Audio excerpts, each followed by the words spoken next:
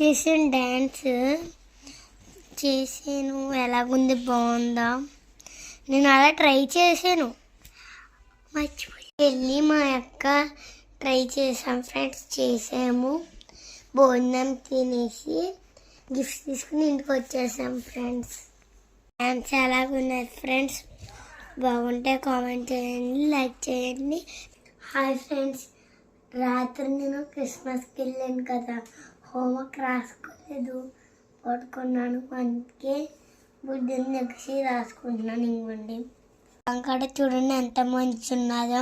మేము మా డాడీ నేను అలా రౌండ్ వేసి వచ్చాం. చాలా చలేసేసింది ఫ్రెండ్స్. చూసారా పొలం ఎలాగుందో? బాయ్.